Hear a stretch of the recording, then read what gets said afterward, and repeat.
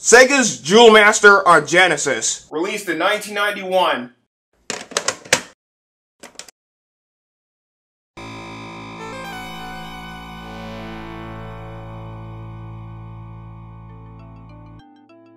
So the story is set in medieval times. A prosperous kingdom known as Mythgard existed for centuries, until a ruthless demon king known as Jardine the Mad and his cronies came along and threatened all that the kingdom stood for. When all seemed lost, there was an opposing legion that stood up to his thirst for conquest, namely the 12 Masters of the Elements.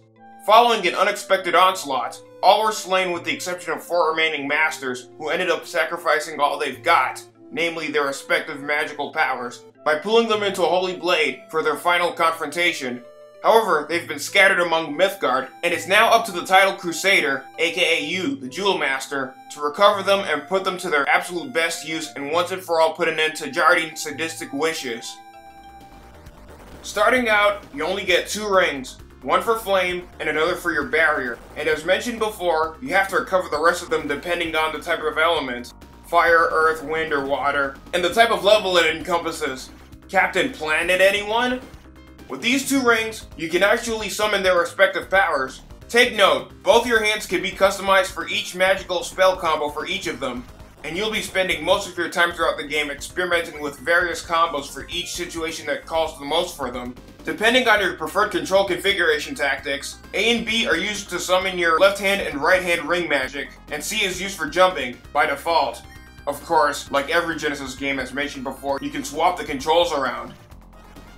In each stage, you're continuously wasting every demonic adversary out there. Trolls, kobolds, bowling fish, deadly Zoflesia plants, bloodthirsty knights, beings made of stone, living statues, sandworms, Frank Herbert's Dune anyone?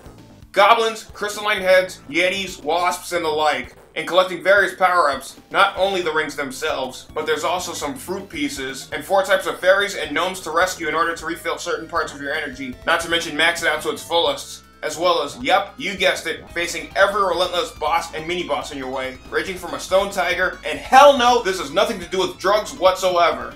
A towering skeletal demon, and even a flaming phoenix to name a few. At or before the end of each stage, as mentioned before, a new ring fragment gets added to your arsenal. The overall gameplay concept, as well as the control scheme, can take some time to get acquainted with, but it's rather advantageous, even for a not very well known enough action platformer. Concerning Jewel Master's challenge, although it's not hard to begin with, certain elements can throw you the hell off if your senses aren't up to snuff.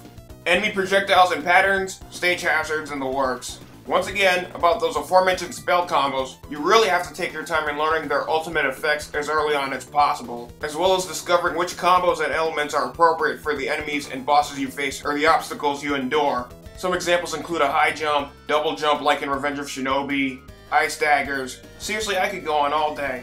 Also, should you get your ass obliterated at any point, you only get 3 continues, thus prompting you to start the entire fucking stage from the get-go! The graphics, even for a Genesis game released the same year as both the first Streets of Rage and Sonic games, no less, though not as mind-blowing or anything much to drool over or write home about as either of them, regretful as it is to point out. However, merciful as I am, most of the stage backgrounds and enemy designs throughout are adequately devised.